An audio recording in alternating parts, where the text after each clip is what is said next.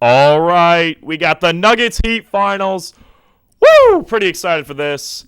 And we're on to episode 49 now. Like I said, I think the way it's going to line up is that episode 50 will be the finals wrap up, or if I do probably finals wrap up, because for those of you that don't know me personally and you listen to this podcast anyway, that blows my mind. I really appreciate it. Even the people that know me personally sometimes don't listen to this. So, woo, you're really putting in the work, and I appreciate you. I also appreciate the people who know me personally that listen to this. Thank you, Mom. Thank you, G. Trying to think if there's anybody else that's I know those two listen. I appreciate it. But I'm going to be going to Europe for like 10 days. So much like my pal Quentin Tarantino, after he finished up Pulp Fiction, he went to Europe. No, it was when he went to Reservoir Dogs. He went to Europe. I just finished watching that movie last night, and so I'm going to go to Europe to mirror him. It's actually, I didn't really plan for this. I just planned, like, when the summer would start, I would start my Tarantino run, because I didn't really want to watch a ton of movies in between. Like, obviously, I'm going to go see Spider-Verse and then The Flash and, like, Transformers, but as far as watching movies at my house, I'm probably just going to go on a Tarantino run here. Maybe there'll be a couple films thrown in there, but overall, within the next month, I presume I'd probably be able to run through all the Tarantino movies. So I did watch Reservoir Dogs last night, and that was pretty epic, and I'm going to talk about that at the end of the pod. But let's get to the matter at hand. By the way, I'm not really going to touch an MLB today, other than the fact that the Rays are the first team to 40 wins, and that's pretty sweet. I also think I cursed the Pirates, so sorry. And the Rangers are starting to come out of me being cursed. So, for basketball, I think I'm pretty good luck. For the NFL, I'm not sure. And for baseball, I'm definitely bad luck. I continually curse teams. So, let's get on to the matter at hand, and that is the NBA Finals. We made it. We're here. And I'm really excited. I think at this point, Nikola Jokic has become my second favorite player in the league. I love watching interviews of him. He's got a great sense of humor. He's one of my favorite players to watch. He might, honestly, him and Giannis, it is hard for me to pick who I'd rather watch highlights of. There's almost a part of me that thinks Jokic, just because, I don't know, he plays basketball like it's jazz. It's like smooth and rhythmic, and it never gets too flashy. It's all like cool and calm. Giannis is like rock and roll basketball, where it's like there's going to be a big crash and there's like a big guitar solo, and Giannis is exciting and powerful, whereas Jokic is like sleek and smooth and calm and collected. It's pretty freaking cool. So, I guess I'll get the prediction out of the way before I do the finals preview, and that's I want it to go 7.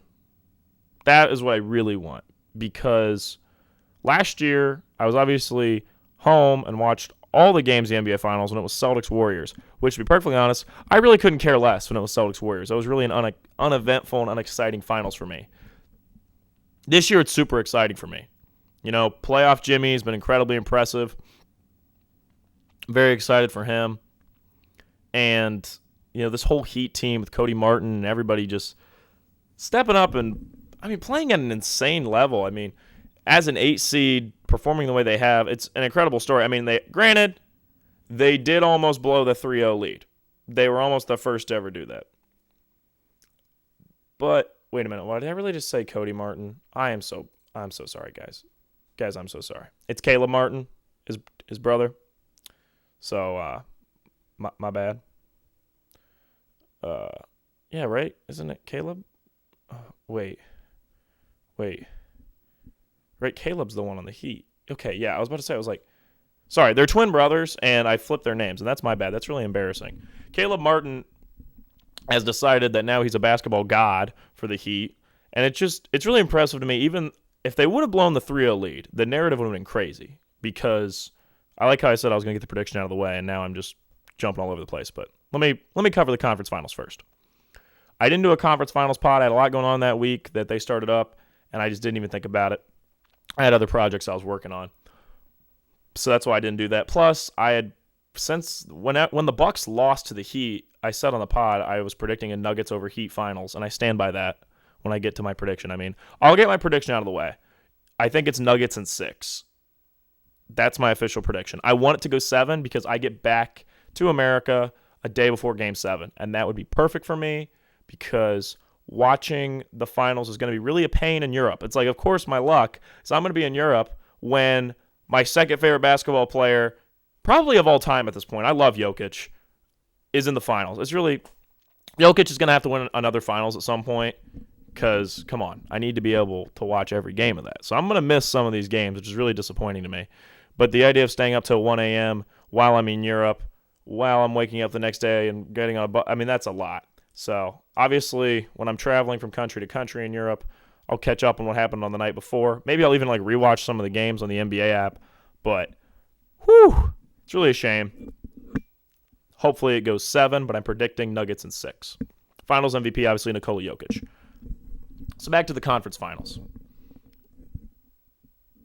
The narrative shift that could have happened if Jimmy Butler went from being playoff Jimmy, this Heat team who's an 8 seed that's just been looking incredible, and Spoelstra, one of the most consistent and one of the best coaches in the league, and just, the playoff Jimmy thing, the MJ being his father. My grandpa heard about the MJ being his father theory. It's gotten that big. For those of you who don't know, my grandfather, huge sports guy, but does not like the NBA. Does not follow the NBA at all. Big college basketball guy. Likes high school basketball. Does not like NBA. Even he had heard of he's like, that Jimmy Butler guy, isn't the theory that he's MJ's son? Mike Krozemba, that theory is so big now. It's just wild. But the narrative shift that would have happened from Jimmy Butler being playoff legend to ultimate choker is insane to me. So I'm so happy that the Heat beat the Celtics and that, I think that'll kind of be forgotten about, that ended up going 7 games even though they went up 3-0. Hopefully that's forgotten about, but really, either side of this narrative can be very interesting because if the Heat win, it's one of the greatest playoff runs of all time for Jimmy. It's up there with Kawhi and Dirk Nowitzki as far as recent great playoff runs. 2016 LeBron, I think, comes up, but that's a little different because I think LeBron in 2016, his hardest challenge easily came in the finals, whereas the Heat, the Bucks are obviously no slouch team, and they cooked the Bucks. Bucks were the favorite, and they cooked them out the gate. The Knicks, everybody I think would agree, is a tough team. And then obviously the Celtics, that was another team early on were kind of the favorites. I mean, they were in the finals last year. So it kind of reminds me a lot of 2019 Kawhi, where it's he had a tough Eastern Conference he had to go through. Then he got to the finals and played the Warriors, which with their injuries was probably one of the weaker teams he played in that run. But that doesn't take away from how crazy good that Kawhi playoff run was. So that's how that stands in my mind. Now, flip it back over to the West. The Nuggets sweeping the Lakers is so awesome to me. I mean, that was chef's kiss. Perfect.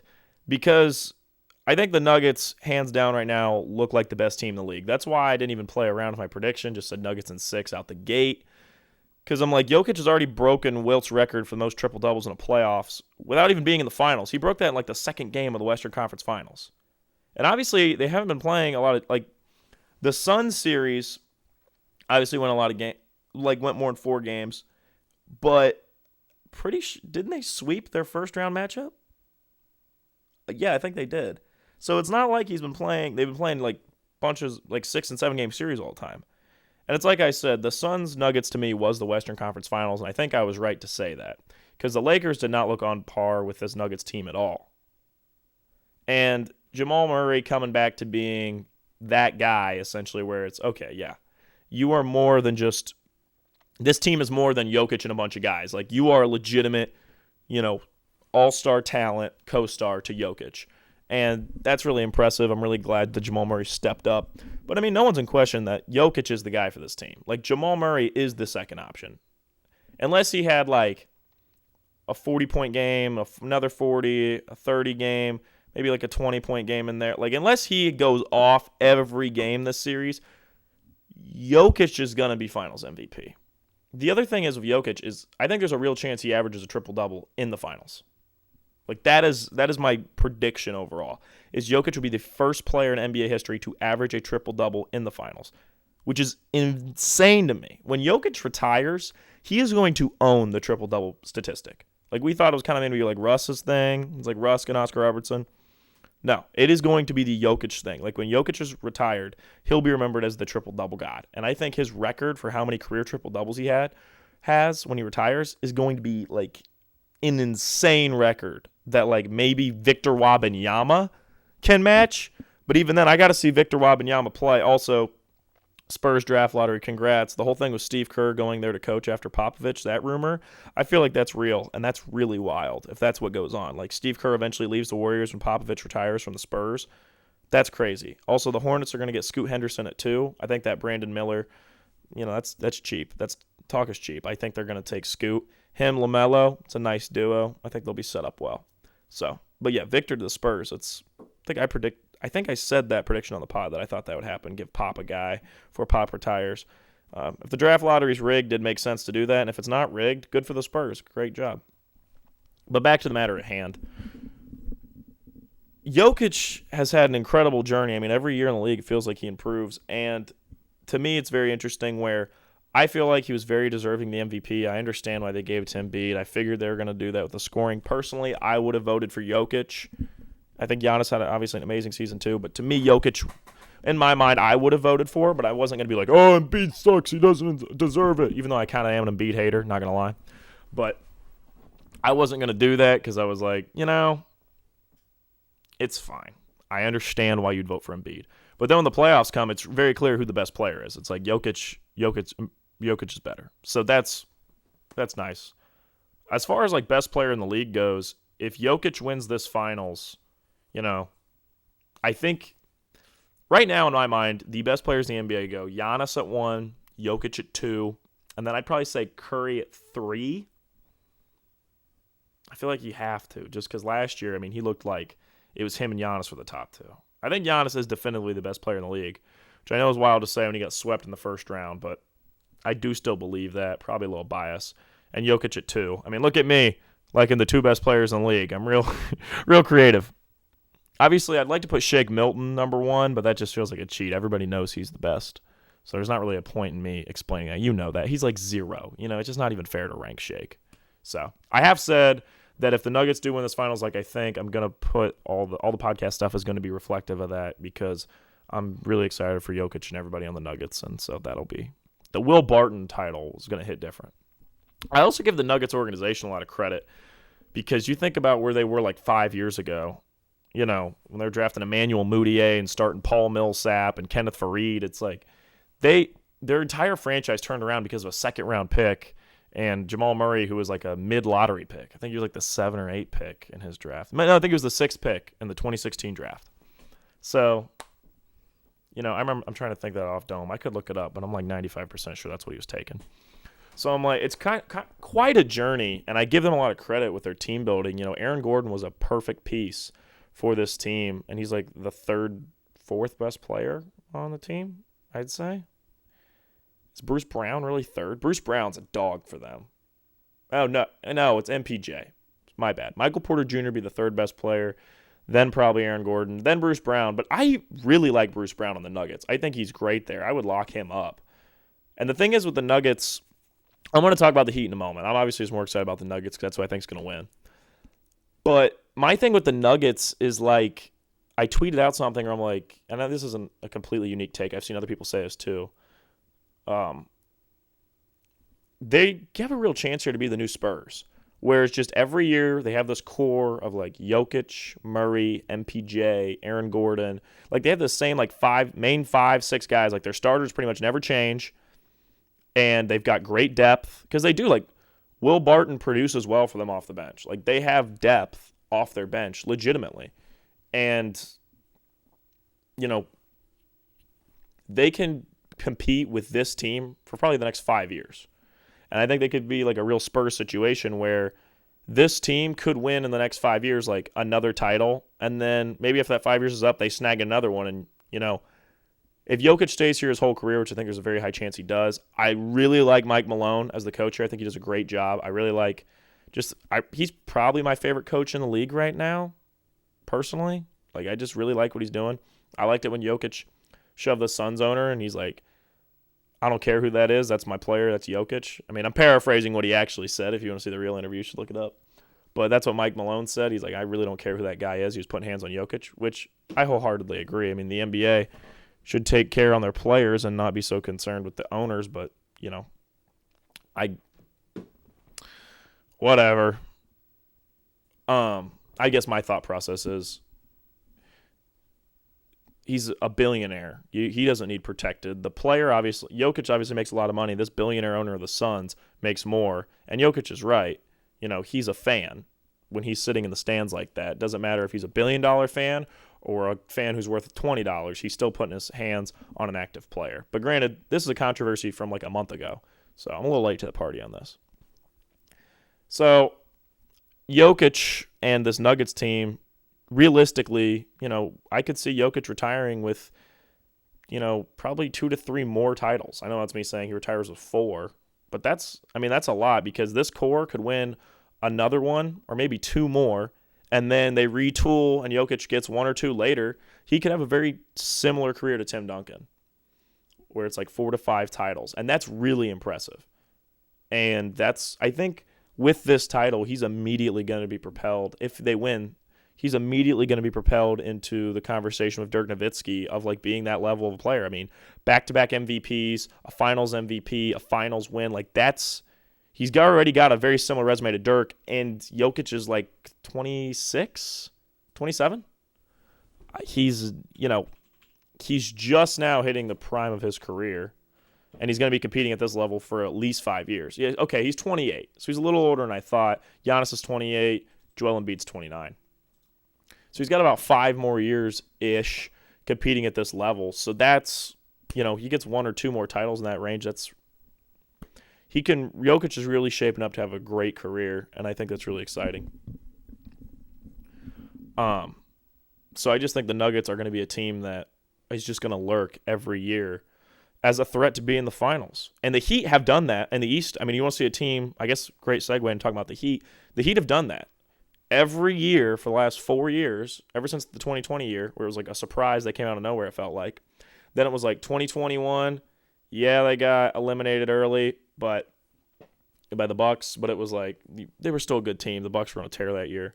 2022, they go to the Eastern Conference Finals. Not a lot of people predicted them to be there. 2023, I don't think anybody predicted them being in the finals, really. I mean, some people might have early on in the year, but when playoff time came, I don't think a lot of people thought that.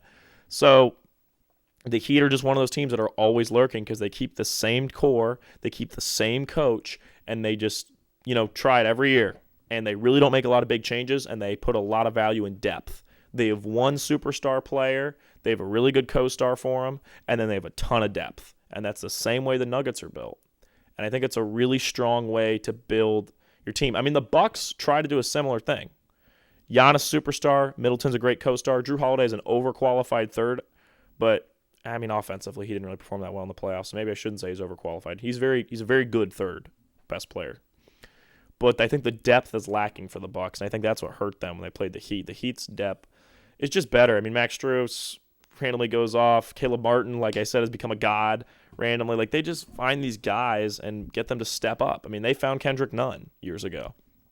So I give Spoelstra a lot of credit for, creating a team with a lot of depth. It's a really well-run organization. If I was an NBA owner, I would want a team like the Nuggets or the Heat. I wouldn't want a Clippers or Lakers where I'm like trying to get like 2 or 3, max money guys and then a bunch of random guys to go with them. No, it's like you build a team with depth and around one superstar, and I think that's a really good way to build NBA teams right now. And you look at the last 2021, 2022, 2023, all those teams in those finals are like that. I mean, the Celtics are kind of a 2 max guys with little depth, but I think the Celtics have better depth. Actually, no, I take that back. The Celtics and the Warriors last year are built that way, and the Suns were built that way, except they didn't really have a superstar. They were like really interestingly built, the 2021 Suns.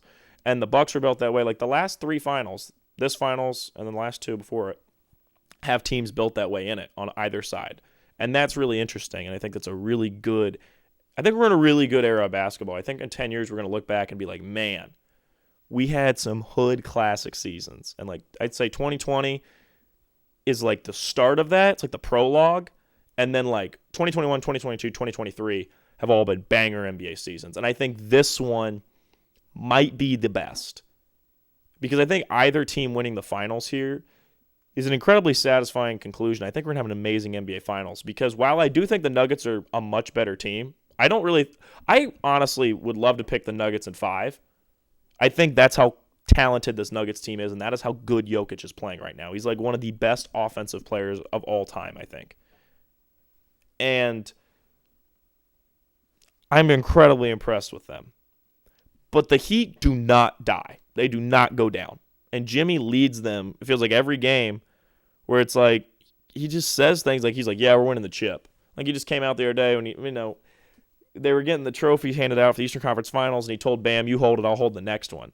He's just got the supreme cold-blooded confidence that you don't see in a lot of NBA players. I wish I could remember who tweeted it. I think I said this on the last pod. If I did, I'm sorry. But this guy tweeted out, it's like, Jimmy feels like he's cut from that like MJ Kobe mentality that you don't see in a lot of guys right now. I'm like, that's true. Like LeBron says things and tries to act like he's got that mindset, but he doesn't. Like LeBron feels like a celebrity basketball star. And that's fine. That's kind of his whole personality. You don't have to have the MJ killer mentality. But Jimmy, it feels like he has that. He has that supreme confidence about himself where he's like, no, we're going to get the chip. And even if he's wrong, the fact that he's got that in him is just cool. So it would be stupid of me to say that the Nuggets were going to take him out in 5. I'm even worried about 6. I would love for this series to go 7. I think we're going to get some of the best finals action. Like, I like this matchup more than the last 2 years. Because Bucks-Suns, I think, was really strong. But it felt like, you immediately knew Giannis was the best player on either of those teams. Last year, yeah, it went 6 games, but it felt like the whole time the Warriors were in the driver's seat of that series after Game 3. No, yeah, was it Game 3? I think the Celtics, it went 1-1, and then it was like the Celtics went up 2-1, and then I think the Warriors won the rest. I think whatever game the Warriors won when they tied it up, and it was just like, oh, that's wraps. Yeah. But then it's this series, it's like there are some nights where Jimmy Butler is going to be the best player on the court, and there's other nights where Jokic should be the best player on the court. There's some nights where Caleb Martin might be the best player on the court. There's some nights where Jamal Murray is going to be the best player. And that's not me saying that these guys aren't talented. That's just me saying that these teams have players who step up, and I think they're very similar in quality, and they're very similarly built.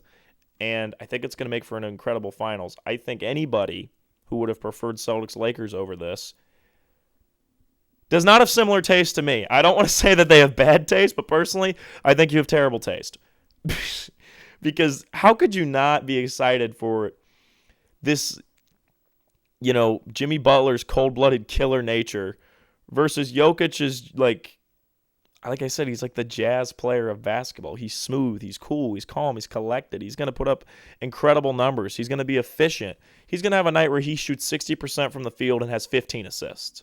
That's like what Jokic is going to do in this series. And Jimmy Butler's going to have a 40-point night where he jumps up on the table afterwards and is screaming at the fans of Miami, and they're bowing down to him like he's basketball Jesus. I'm like, how could you not want this finals more than Celtics-Lakers? Celtics-Lakers, the only reason people want that is because it's Celtics-Lakers. This, to me, is so much more exciting, and I think it's going to be very competitive. I believe the Nuggets are a much better team than the Heat, but I can't deny the fact that this Heat team's got something special in them. I don't know what Jimmy does in the locker room. It's like Space Jam where they're squirting the water in each other's mouths and it says Jimmy's secret stuff on it. I don't know what he does, but these guys play their tails off for him and Spoelstra. Jimmy included. There's not a single night he takes off. He's had some down nights scoring, but every night he's locked in trying to will them to a win. So I'm going to say Nuggets in 6. Because I don't want to predict 7 and then be disappointed. So I'm going to predict 6, which sucks because I'll be traveling back from Europe when the finals happen. My hope is it goes 7, and I get to see Nikola Jokic raise up the Larry O'Brien trophy, and I genuinely might cry because, actually, no, I don't usually cry happiness. I'll just be screaming very loudly and be super excited. So and I'll probably tweet stuff that's like, this is absolute cinema. And even though I'm rooting for the Nuggets, if the Heat win, that's great. The way the Heat would win is by taking – you're not going to be able to stop Jokic. Bam is a great defender. He's not going to stop Jokic. Jokic is too good. You got to slow down Jamal Murray and limit Jamal Murray's scoring. I don't know if you put Jimmy on him. I'm not exactly sure what you do. But you limit Jamal Murray and you limit Michael Porter Jr. and you watch Aaron Gordon on his classic move, which is a backdoor cut while Jokic posts up. That move is nasty. Jokic loves dishing to him. Their connection's great. You got to watch those other guys because you're not going to stop Jokic. You have to slow down everybody else in order to beat them. Now, for the Heat, you got to bank on the idea that Jimmy, you know Jimmy's going to be there. You got to bank on your other guys stepping up. Both these teams are about depth and guys stepping up. So for the order for the Heat to win, they have to make sure the Nuggets guys don't step up and that the Heat guys do. That's how the Heat win this series. For the Nuggets, you just keep doing what you've been doing. You're a well-oiled machine. You look like the best team in basketball right now, and there's going to be serious conversation that Jokic is the best player in the league if you guys win the chip. And if Jimmy and them win it, I mean, what a run, and there's going to be a legit conversation that Jimmy is the best playoff player in the league. When playoffs hit, he's best player in the league. That's a better title to have than best regular season player, like Joel Embiid. You guys knew I had to throw some shade. Come on, guys. Used to own an Embiid shirt. Not anymore. I need to order my Jokic shirt. I was going to order it months ago, and then they didn't have my size because I want the white ones. They're alternates. They showed that they're not wearing those during the finals. At least they haven't announced it for the first 4 games. Like, if he gets to Game 7, wear those white ones that are the cities. Those are beauts, Clark. Absolute beauts.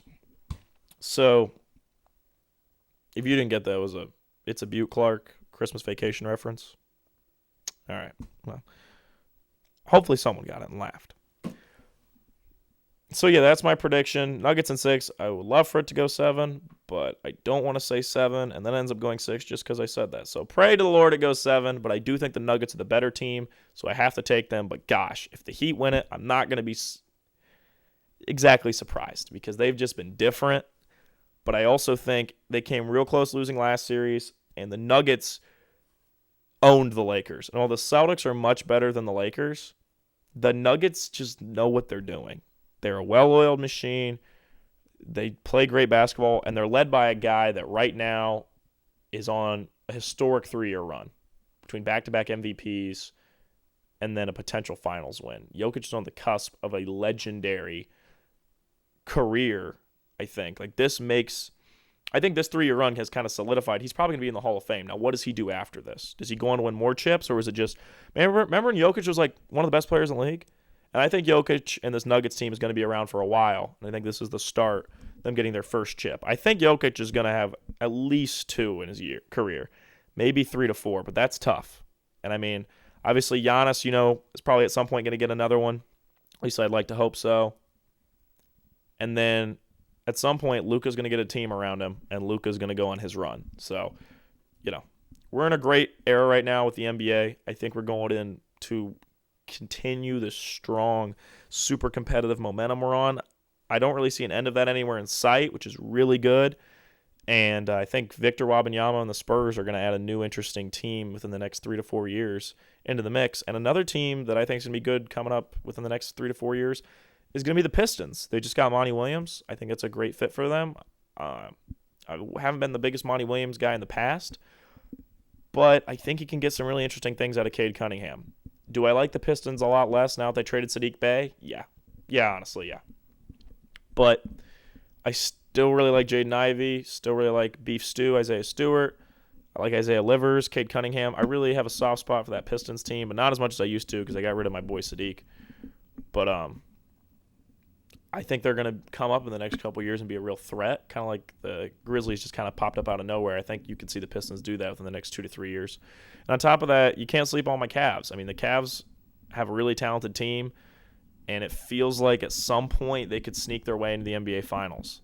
I'm not sure what the Cavs have to do to make it so they can win the Finals. I think the key is Evan Mobley becoming a top-tier NBA player, both offensively and defensively. I think he's already top-tier defensively, honestly, but offensively he has to get in that conversation of, wow, him and Donovan are a killer 1-2 punch for the Cavs to reach that next level of competing. So, the Celtics are going to be lurking for the next couple of years. I think they're going to have to make a significant move to become a finals-level team. The Sixers are probably going to fall apart And I like what the Nets have. Like I said, if the Nets could get like Luka Doncic in there somehow, they would cook. But that's obviously not in the cards. And so I think the Nets are just going to be fun for the next couple of years, but never something special unless a superstar level player goes in there. Because while I like Mikal Bridges, he's not going to become that anytime soon. And obviously the Hornets at some point are going to compete, you'd think, with LaMelo and the rest of that team. So, but yeah, I think the Nuggets are going to be around for a while, and the Heat aren't going to go anywhere soon either. So this is going to be a really fun finals. I can't wait. I think it's going to be some great basketball. Probably my favorite finals matchup since I started doing the pod, honestly. Like, I am that excited for this finals. And, it's a shame I'm going to be in Europe for some of the days, but that doesn't change the fact that it's going to be a cinematic finals, and I hope it goes 7 because I think it'd be great to get an amazing series out of this. So I'm going to take Nuggets in 6, finals MVP Jokic. I think he's going to average triple-double, but, Jimmy Butler's going to have a 40-point night one night. Maybe it'll be in Game 6, and they'll push it to 7. But, Game 7 would be in Denver, which would be awesome. So I'd like to see it go 7 because I'd rather have the Nuggets win it in Denver. I always like it better when they win in the home. It's always better that way. Okay, I think that's all I had to say. Really, let's shift over into what I want to talk about with Reservoir Dogs. So last night, about 1 o'clock in the morning, I decided I was going to fire up Reservoir Dogs. I was going to start at midnight, and then I kind of got caught up in playing 2K and on my computer, like I sometimes do, rebuilding the team. And so I started up Reservoir Dogs, and immediately from the jump, we're in the diner. I'm like, yeah, I'm vibing with this. I like it. I like the dialogue. I'm obviously a big Tarantino fan, so, I'm interested. And then they do the classic car, the slow shot where they walk past the cars, slow motion. And I was like, okay, I like that. That's cool. I like the music. And at first, it's clicking for me, but it's not on the Pulp Fiction level for me. I'm like, okay. Out of my 3, I've watched Django, Pulp Fiction, Glorious Bastards. This might be my least favorite, honestly. Wasn't completely vibing with me. And then I'm actually going to keep this spoiler free because of the 2 people I know for a fact listen to this podcast, my mother and my girlfriend, neither of them have seen this movie. So I'm actually going to keep it spoiler free at the moment. When I do my Tarantino ranking, I think I'll go deeper into everything. But as the movie went on and everything starts to unfold, it was one of those where I was actually sitting there. About halfway through the movie, I started falling asleep. I laid my head down on my nice blue leather chair I have in my basement with my TV. I got like an old TV that's got a VHS player and a DVD player built in, and that's what I was watching it on. And I was like, oh crap, I'm gonna fall asleep. I was like, but I don't. Watching a Tarantino movie is like a spiritual experience for me. Like, I don't want to stop in the middle of it and do something else. I'm like, crap, I really don't want to go to bed and then try to finish this tomorrow. Like, I don't want to watch this in the morning. I want to finish this now. And I just kept sitting there, and I was like, okay, I'm going to turn this off. But, it's the dead middle of the movie, and it was when Mr. Blonde is talking to Joe. It's not really a spoiler for anybody who hasn't seen it. So Mr. Blonde's talking to Joe, and they're talking, and I'm watching it, and I'm actually starting to zone out. And then the movie continues on, and all of a sudden I was just locked back in when we get back to Mr. Orange in the warehouse. And then from there on, because Mr. Blonde, is at the warehouse, we see all that unfold. From then on, I was locked in. Movie ended. I watched it all the way through. Went to bed. Woke up this morning, and I was like, dang, that was awesome. And so I don't think the movie slowed down. I think I was just tired. And the fact that the movie got me back up and locked in again actually kind of blows my mind. Because for anybody that knows me personally, I don't really get, tired over time. It just hits me like a sack of bricks. I'll be sitting there, and all of a sudden, bam, I cannot keep my eyes open anymore. I'm done. And once I'm tired, I'm almost always just done. That's wraps. I really can't fight it that well. And I fall asleep, very easily. When I hit it, I'm out, and I sleep deeply pretty much from the jump. I pretty much always dream, and I'm a deep sleeper. I think that's probably why I don't have to nap, because I take deep sleeps, and I fall asleep fast. And I fall asleep fast and hard, I guess. I'm out. So, the fact that the movie got me to lock back in. Now, granted, it was very nice. It's Tarantino's shortest film, which made it very easy to watch at 1 a.m.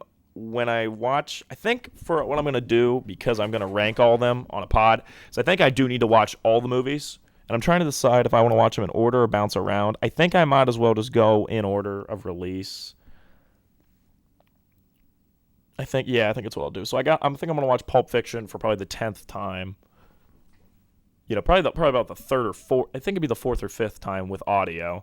But I usually put it on in the background while I'm editing or something, just because I love Pulp Fiction. I'll get tired of it. So I'll probably watch Pulp Fiction again. Then I'll go into Jackie Brown, then the Kill Bills, which I'm not sure if I'll rank them separately or not. We'll see however I feel about it.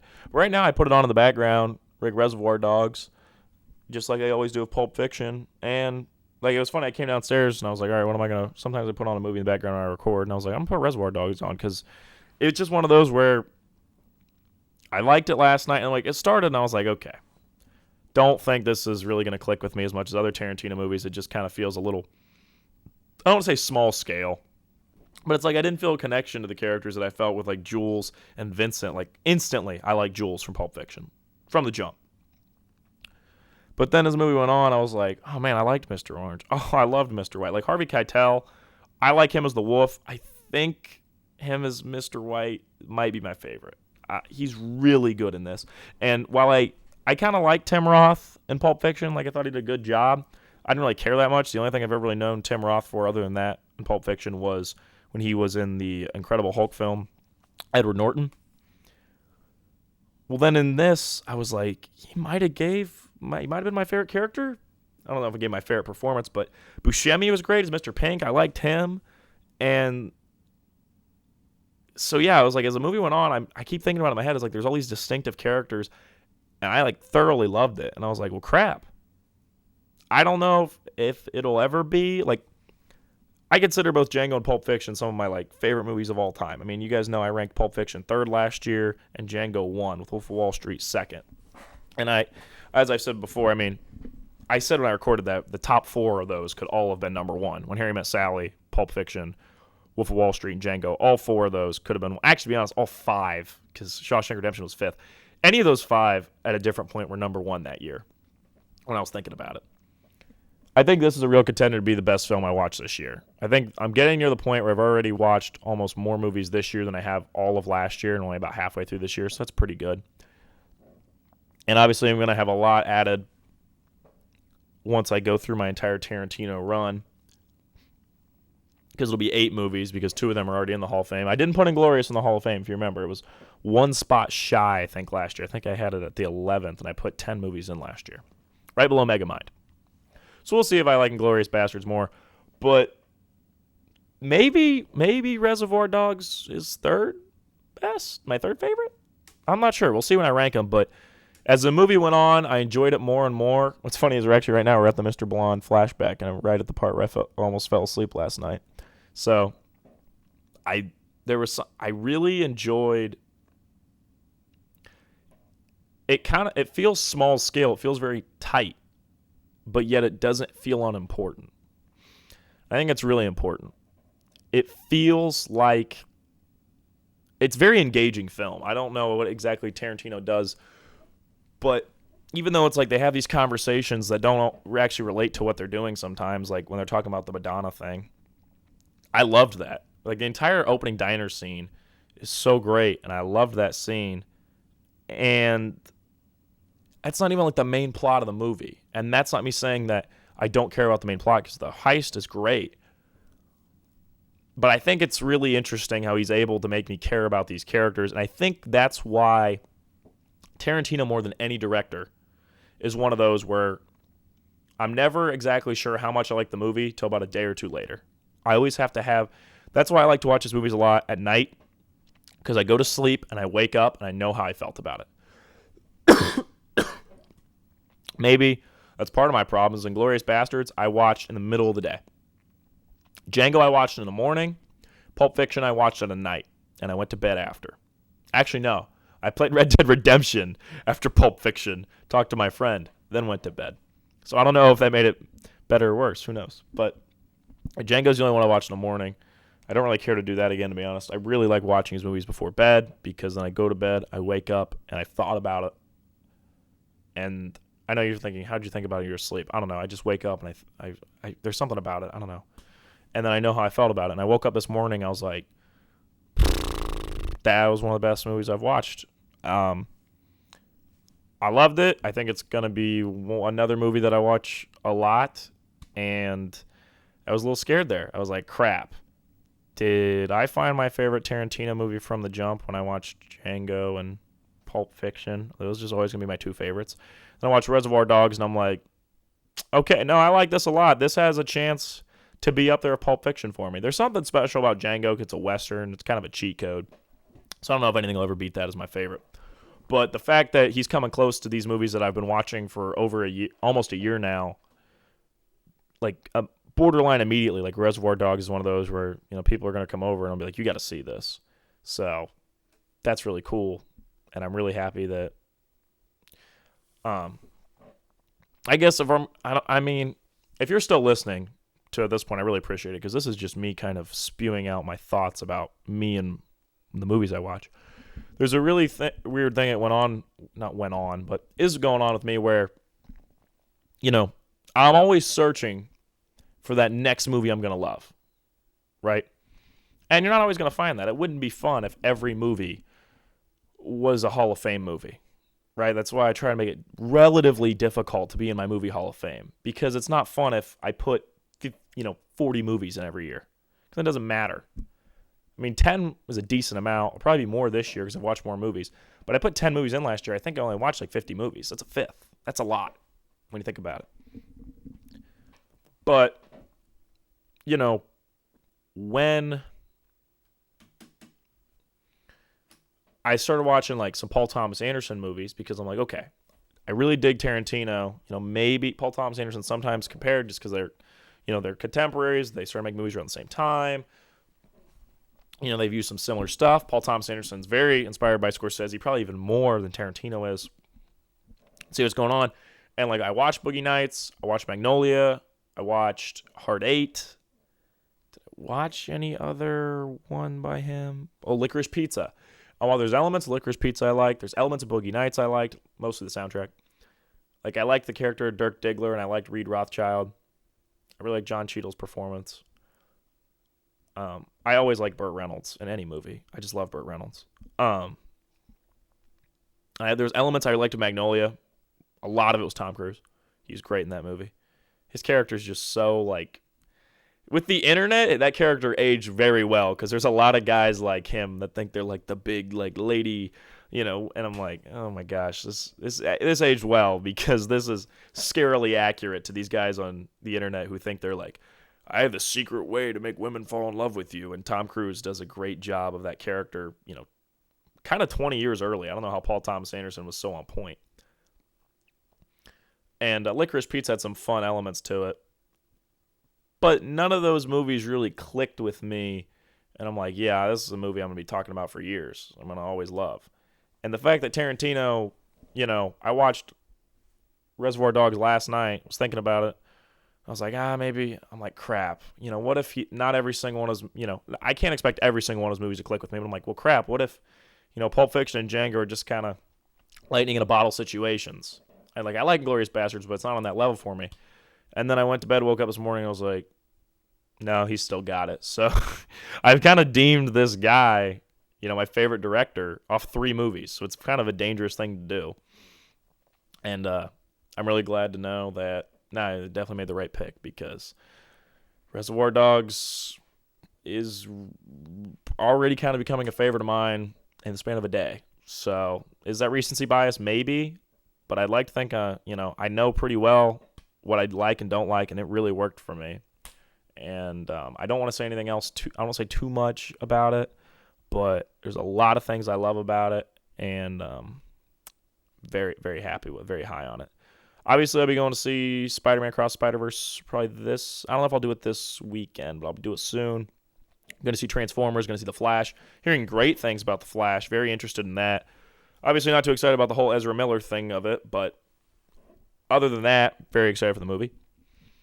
And then there's something else. Oh, Indiana Jones, but that'll be near the end. So I come back from Europe, and I'll be going to see 3 movies in the theater. So I'm going to have a busy theater nights, And I think Nolan's up there as one of my favorite directors, but, I don't know if any of you guys have noticed, but Christopher Nolan currently doesn't have a film in my Hall of Fame. So that's kind of a big deal. So, that's why he's not number one. And I like Steven Spielberg movies. Maybe I need to rewatch Jaws. That could probably make the Hall of Fame if I watch it this year. I enjoy Jaws. So yeah, I give credit to Tarantino. He just makes movies that really work for me. And I think at this point, by the way, I might as well announce, I think James Gunn is my favorite superhero director because, the superhero movies he makes are like Guardians of the Galaxy 1 and 3 and The Suicide Squad are probably all in my top 10 to 15 favorite superhero movies. And then, probably top 10 to be honest. Yeah. And then as far as superhero TV shows, Peacemaker's up there with The Boys for me. Oh, I did watch Peacemaker. I almost recorded a podcast about how much I love Peacemaker. If you haven't watched Peacemaker, you have to watch it. John Cena's so great in that. The whole movie's epic. The whole show's awesome. I absolutely love Peacemaker. I've been listening to songs off the soundtrack from it. I like it as much as The Boys, which is crazy high praise. But granted, I've only watched season 1 of The Boys. I am going to start season 2 pretty soon. But as I said, it's pretty much right now I'll be watching Tarantino movies, some movies in theaters, and The Boys. That's kind of my plan for what I'll be watching. So if you listen to this podcast and you're like, what do I need to watch? I would get on Max. I don't know. I know they changed the name from HBO Max to Max. I think it's a dumb name. I like HBO better, but whatever. Definitely watch Peacemaker. It's exceptional. If you're my mother, do not watch it. You won't like it. It is violent. And if you want to watch a great flick, Reservoir Dogs is on Netflix right now, and I would highly recommend it to literally anybody because unlike Pulp Fiction, where it's hard for me to recommend Pulp Fiction to people that are older because usually they go into it thinking it's like this serious crime drama, and then they're like, what the hell is the gang rape scene? It's a little hard to explain that to somebody that's older than me. So when I'm talking to somebody about over the age of 40, I'm a little scared to recommend Pulp Fiction. Reservoir Dogs, I think, a lot more recommendable in my opinion. Even then, it's a bit of a riskier flick, but I absolutely loved it, and I would highly recommend it. And it's probably going to be in the Hall of Fame, not going to lie. I'm getting really excited about going on my Tarantino run, so I'll keep you all posted. And I think, be Pulp Fiction and Jackie Brown next, so very excited. And I don't know what I'm going to do when I finish my Tarantino run. Maybe I'll probably need to sit down and watch all of Nolan's films. Some point, Nolan's got to make one that goes in the Hall of Fame. I think The Dark Knight will be in the Hall of Fame. It's just I haven't watched it recently. So, all right, thank you all for listening to the pod. Like I said, Nuggets in 6. I really hope it goes 7, but I don't want to cause myself bad luck. Jokic Finals MVP. Love Jokic. Reservoir Dogs is cinema, and so will this NBA Finals be. So they really mirror each other well. I don't know exactly who Mr. Orange would be. Maybe that's what I do in the next pod is I attach the roles of all the Reservoir Dogs characters to the different players in the finals. I might have to do that. That'd be pretty cool. But I'm going to wait till the next pod because hopefully by then my mother and my girlfriend have both seen Reservoir Dogs, so then I can spoil why each player is each character. That'll be fun. All right, see you all on the next one.